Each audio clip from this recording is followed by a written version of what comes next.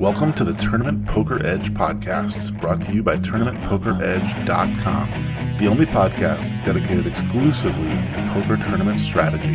Now here's your host, Clayton Fletcher. Hello once again, everybody, and welcome to the Tournament Poker Edge podcast, sponsored by ACR, America's Card Room, where, beginning next week, we have the $5 million Venom PKO, a tournament that I can't wait to play in. It's a $26.50 buy-in with satellites beginning at $1, running round the clock on ACR. I'm Clayton Fletcher, and I'm in beautiful, sunny Phoenix, Arizona, where I have been performing all over the sunny, beautiful state of Arizona. I love cacti. Today we're going to jump right into strategy.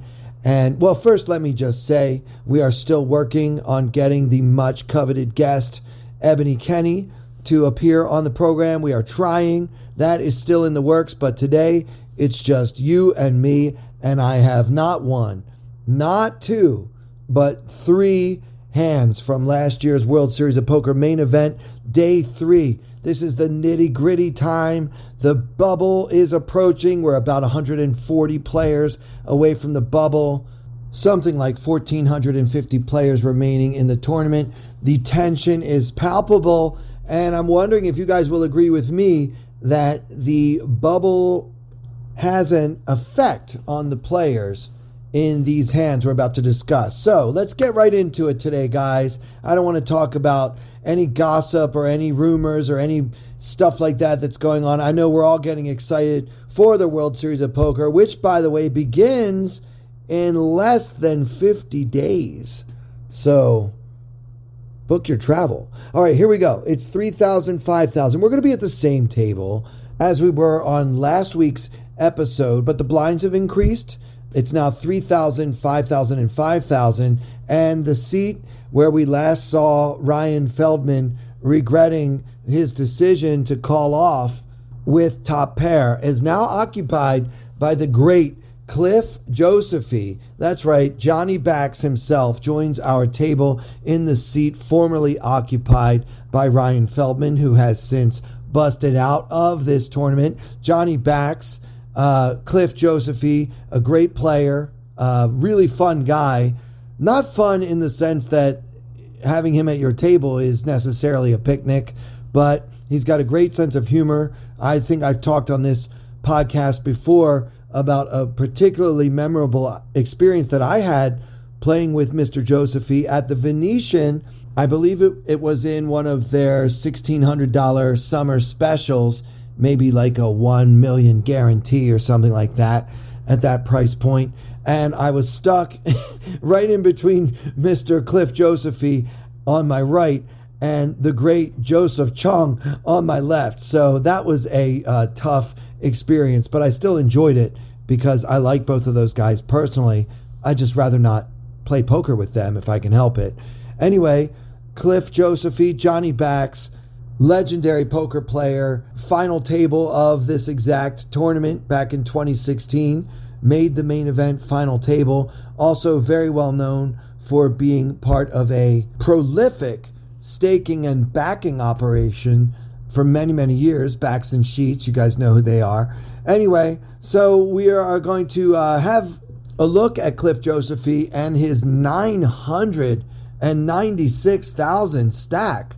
Wowee. I mean, at this point in the tournament, the average is less than 500,000. So he is doing just great, about 140 places away from the bubble late on day 3. And the action folds to Austin Apicella, which those of you who are really paying attention will realize that I was mispronouncing his name in last week's episode, repeatedly and confidently mispronounced Austin Apicella, which I'm now saying correctly. He's in third position with a huge stack, 1.1 million, and he opens to 12,000 at 3,000, 5,000, 5,000. The action folds to the aforementioned Cliff Johnny Bax Josephie in the cutoff, holding the 10 of spades 10 of hearts, and 996,000 in his stack. So what to do with pocket tens facing a standard raise from early middle position? I think we can absolutely 3-bet. I mean, we've got plenty of chips, as does our opponent. I know that the bubble kind of looms here, but it shouldn't really be a factor pre-flop. These guys both have 200 big blinds in their stacks. It's unlikely that that amount of chips would ever go in this close to the money in the main event. Of course, calling is okay as well with pocket tens. I think I would prefer a 3-bet in general, but Austin Apicella has kind of a tight reputation. He's pretty well known in the poker world, as I soon discovered on twitter.com/ClaytonComic, where many of you, and I mean almost a dozen, corrected my pronunciation of his last name. So I guess people know him, and one thing they know about him is how he says his last name, and another thing he's known for is mostly tight conservative play. So here we are in Josephi's shoes, holding the 10 of spades, 10 of hearts, facing a raise from third position from Austin Apicella. Josephi elects to just call. Totally fine. Why play a big pot against a tight player? I get it. I still prefer 3-betting just because tens is such a strong hand, but obviously Cliff Josephi makes a defensible decision here. I think the solvers would probably have us mixing it up a little bit with the tens, although I'm not sure, and we are 200 big blinds deep, so what difference does it really make? Anyhow, let's call. Everyone else folds. We're going to see a flop. And now, with 37,000 in the pot, the flop comes king of spades, 8 of spades, 5 of clubs. So king, 8, 5 with 2 spades. Hero holding the 10 of spades, 10 of hearts. And now Apicella fires a continuation bet of 14K into the 37,000 pot with a hand that I have yet to reveal. So how do you want to play with pocket tens in this situation? I think this is a pretty clear call. I don't want to fold, obviously, because there's just too good of a chance that my tens are good on king 8-5. We also have the backdoor spade draw. It would only be a 10 high flush if we get there, but, you know, maybe it comes with the jack of spades and the queen of spades, and then we only have one card to worry about. But more importantly, I think that we don't really gain too much value from raising. Typically, if the tens are good, any hand we're beating will just fold to the raise, and then we can't get any more value for our hand. And if we're beat, it's very hard to imagine many hands folding. Possibly we could fold out pocket jacks, pocket queens on this king high flop, but that's a pretty minor consideration. I think that a lot of Apicella's range for betting this flop will be king X type of hands, and therefore raising just doesn't make that much sense. I would call, and that's what Cliff Josephi does as well. And we're off to the turn with 65,000 in the middle. The turn comes the 4 of spades. So our board is now king of spades, 8 of spades, 5 of clubs, 4 of spades. Hero holding the 10 of spades, 10 of hearts. And this time, Apicella checks. All right, so let's talk about the range that bets the flop and checks this particular turn card. Well, Austin Apicella is a good player. He's going to have some strong hands in his checking range. He's not the type of player that we can just bet with impunity every time this guy checks on 4th Street. He's going to have some very strong hands in his range. He's going to have some bluff catchers, like a king X type of hand, king queen, for example. Might not be too happy about seeing a 3rd spade appear, but is also not planning to fold to any normal size bet on the turn. So with that in mind, I think that the best play here, holding the pocket tens, is just to check behind. And that's exactly what Cliff Josephi does. So we're keeping the pot relatively small here. And the river comes the 9 of clubs with 65K still in the middle for a final board of king of spades, 8 of spades, 5 of clubs, 4 of spades, 9 of clubs. King 8, 5, 4, 9 with 3 spades. And now Austin Apicella fires 21,000 into the 65,000 pot, and Cliff Josephy, holding pocket tens and getting about 4-1 on a call, throws the tens away. This is a strange play to me. I mean, maybe he thought he saw something in Austin Apicella. Maybe he thought it was just too likely that he was either up against a pair of kings or better, all the way up to a flush. I don't really know why Cliff Josephy makes this fold. I'm pretty sure that I would absolutely have called in this situation, particularly getting 4-1. Let's think about what 4-1 means, guys. So when he fires in 21K, now there is 86,000 in the pot, and it's only 21,000 to call. So in order to be profitable, our hand has to be good one time out of 5, or more than one time out of 5. That's what 4-1 means. Another way of looking at it is there a greater than 20% chance that my hand is good? And if the answer is yes, we should be calling. Now you could say, well, maybe he's just being conservative around the bubble. And if you feel that way, that's fine. But let's keep in mind, these guys start this hand with 200 times the big blind. Like, even if he calls and loses another 21,000, Josephy is not really in any grave danger of not cashing in the main event. He will still have so many chips in front of him. And I'd love to ask him about this decision, why he folded. By the way, as it turns out, Austin Apicella had the ace of diamonds, 9 of hearts. So just a pair of 9s there, and the 10s were good. I like to think that did not influence my decision to want to call, because of course it's always easier when you can actually see the cards that the players hold. But I like to think I've been doing this long enough that that doesn't really influence me. I just think it's a call. I mean, yeah, of course he could have a king. Of course he could have a flush. He could have 2 pair. He could have a set. But getting 4-1, you got to show me the hand. You're not taking this pot away from me for 21,000. Let me know what you guys think about this relatively snug laydown by Cliff Josephy. You can find me on Twitter at Clayton Comic. You can also go into the Discord. We have our own Tournament Poker Edge Discord. We've got a link to that in the description of this podcast, and all you have to do is click on the link and join the Discord. We have a whole discussion going on, an entire channel dedicated just to the podcast. So I'd love for you to go in there and share your thoughts either on the Discord or on Twitter. By the way, guys, if you join the TPE Discord, you can find out the information on how to register for this week's Tournament Poker Edge free roll on America's Card Room. This coming Sunday, April 16th at 5 p.m. Eastern Time, we are giving away $1,000 in the form of a free roll event on ACR. By the way, if you're not yet a member of America's Card Room, you can sign up using the link in the description to this podcast and get yourself a 100% first-time deposit bonus up to $2,000 by using the promo code TPE.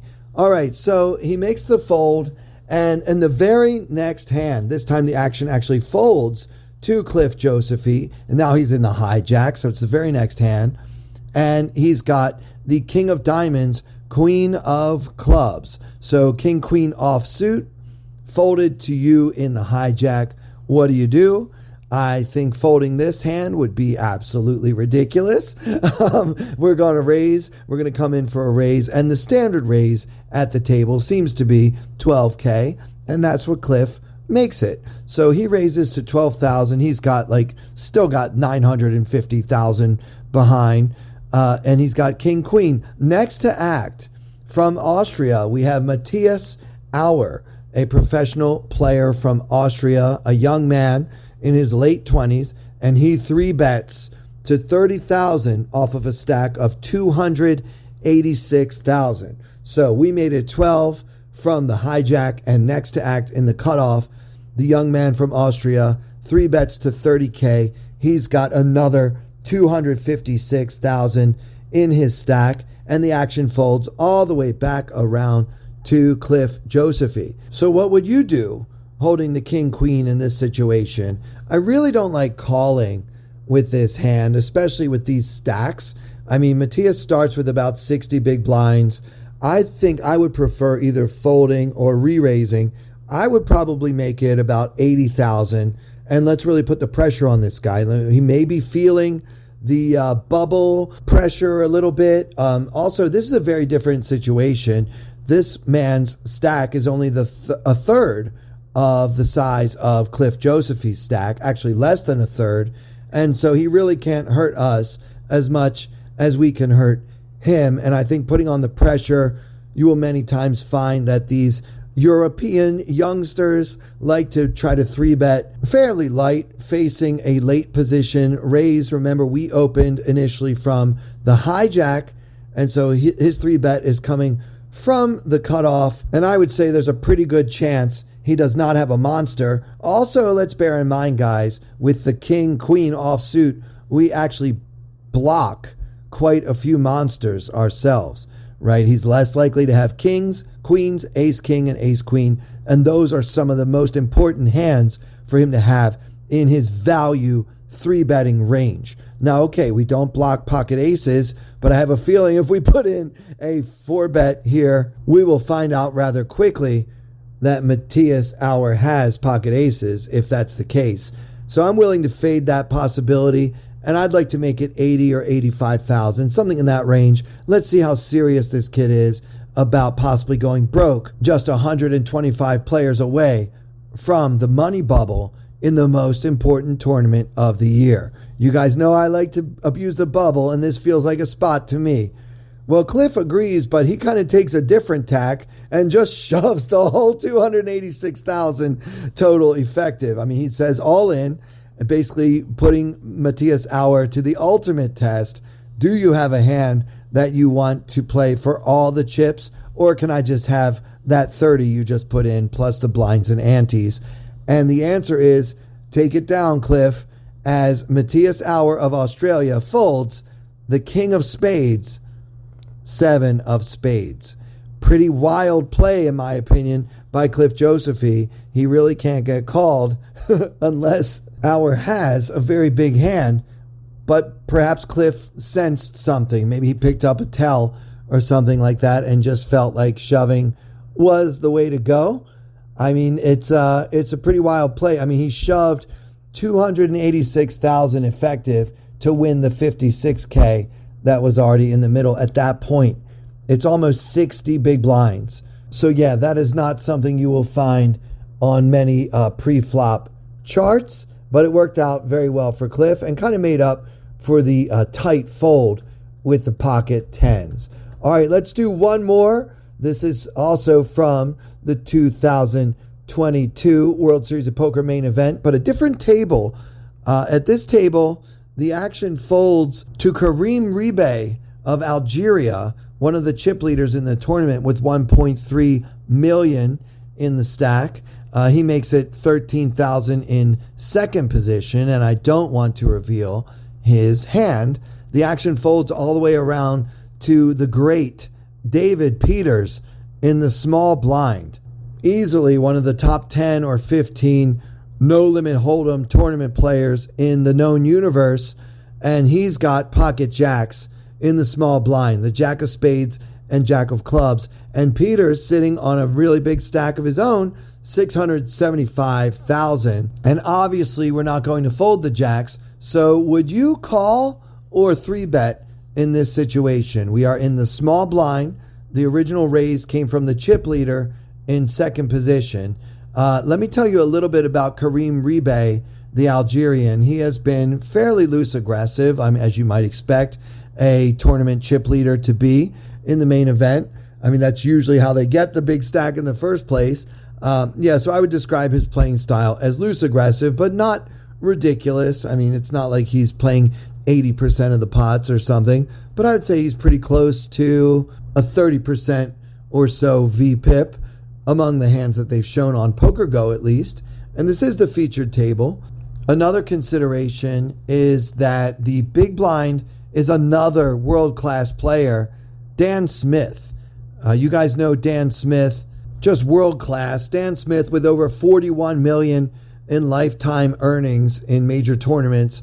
So can you imagine, you win your little bar league or whatever back in Dayton, Ohio or whatever, and you show up for the main event and you somehow make it to day 3, and then the Poker Go crew comes over and says, hey guys, we're going to move you to the featured table. And then when you get to the featured table, you've got the small blind, David Peters, and the big blind, Dan Smith. I'd be like, I want my $10,000 back. This is not fair. That's not why we play the main event. I mean, what are the chances that two of the best in the world would be seated next to each other with 1,400 remaining in the main event? Does that affect your decision in David Peters' shoes in the small blind holding pocket jacks? I mean, do you want to 3-bet and try to get Dan Smith out of there? Do you want to call and hope that Dan Smith goes for some kind of squeeze play so that you can 4-bet with the jacks? By the way, Dan Smith has about 400,000 in his stack, so he's doing fine. He's a little below average, but just fine at this point in the main. So what to do with the jacks? David Peters surprised me and just called.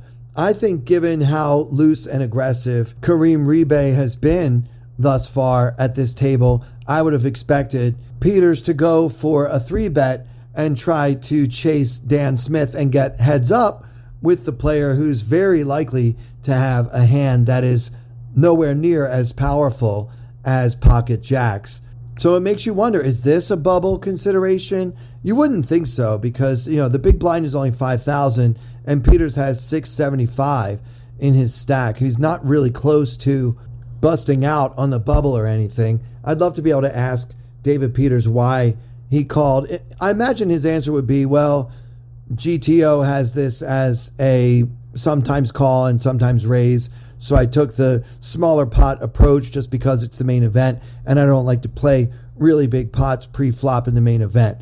I'm just guessing. That is not his actual answer, and maybe his reasoning has nothing to do with anything I just said, but that would be my best guess about why a top player wouldn't take what many of us would consider to be a pretty obvious 3-bet spot pre-flop. So he just calls and Smith folds. So we're going to be heads up to the flop, hero in the small blind holding the jack of spades, jack of clubs. And now with 36K in the middle, the flop comes queen of diamonds, 10 of hearts, 8 of hearts. Queen, 10, 8 with 2 hearts. Hero holding the jack of spades, jack of clubs. And the action is on David Peters. Well, given that he did not take the lead pre-flop, I would expect Peters to pretty much always check to the razor, no matter what the flop is in this situation. It's a great flop for him. He's got not only a pair between top and middle pair, but he's also got a gut shot, straight draw to go with it.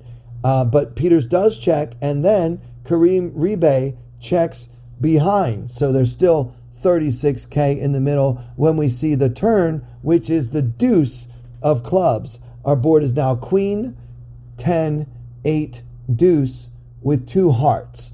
And now Peters decides to put in a bet. He just bets 12K into 36K. Now, when you're using this 1/3 pot sizing, you should be doing so with a relatively wide range. He could have any number of pair and straight draw, pair and flush draw combos. He could also have maybe a pure bluff with a hand like pocket 4s every so often, although I wouldn't expect that to be a big part of the range, but I imagine it's in there somehow. And we know Peters likes to try to follow the computers. He's a GTO type of guy. And so the 12K bet should probably be able to be called by a lot of worse hands than pocket jacks. And Rebay does make the call, and I haven't told you yet what he holds. But now with 60K in the middle, the river comes the queen of spades for a final board of queen, 10, 8, deuce, queen. So that queen pairs the board, and now Peters decides to bet 45,000, 3/4 of the pot, into the 60K pot. And now I'm ready to tell you that Kareem Rebay has the ace of clubs, 10 of clubs. So he's got second pair when the top card has paired here on the river. I think it would be very difficult to fold ace 10 in that situation. for just the simple fact that so many draws have missed, right? I mean, there are a lot of straight draws and flush draws that did not get there. And it's very possible that David Peters, who is always balanced with all of his bets, could easily be betting king high or whatever. I think a pair of tens, especially when that queen pair is on the river, making it that much less likely that we're up against a queen at all. I just feel like this is a call. I think the solvers would call. We need to have some bluff catchers in our range, especially on a board that contains so many draws and therefore so many hands for Peters to bet, both for value and as a bluff. I think ace 10 makes a great bluff catcher, and I absolutely would have paid off the $45,000. But somehow Kareem Rebay got away from it. We know now that the jacks were good and that it would have been a bad call. Maybe not a bad call, but certainly a painful one to some degree. You always hate to give David Peters more chips, but I have to wonder, in all of three of these hands, how much the bubble affected the play. I feel like in each of these three hands, something very unusual happened. And guys, this is why I'm telling you, if you ever make it to day 3 of the World Series of Poker main event, as I have done 3 times, I want you to be aware of how the pressure of the most important bubble of the year affects your opponents, even your very experienced professional opponents. I'm not saying that necessarily that's what happened here, but I think we can all agree that some of the play in these 3 hands is, well, let's just say non-standard. That'll do it for this episode. I cannot wait to hear what you guys think about my take on these 3 hands from day 3. Also, we are still working on trying to get that exclusive interview with the great Ebony Kenny. I'm hoping I can have that for you guys sooner rather than later. Make sure you follow on Twitter at Clayton Comic. And for everyone here at Tournament Poker Edge, with special thanks to our very generous sponsor, America's Card Room, I'm Clayton Fletcher. Thank you so much for listening. I wanna hold them like they do in Texas Plays. Fold them, let them hit me, raise it, baby, stay with me. Lock in intuition, play the cards with babes to start. And after she's been hooked, I'll play the one that's on her heart. Oh, whoa, whoa, whoa, whoa. I'll get her heart, show her what I got. Oh, whoa, whoa, whoa, whoa. I'll get her heart, show her what I got.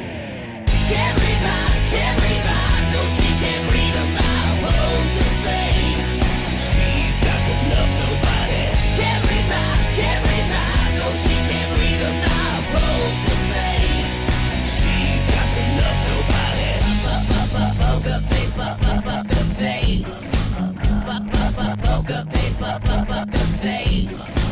I wanna roll with her, a hard pair we will be.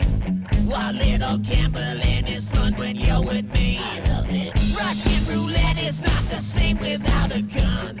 And baby, when it's love, it's not rough, it isn't fun. Oh, whoa.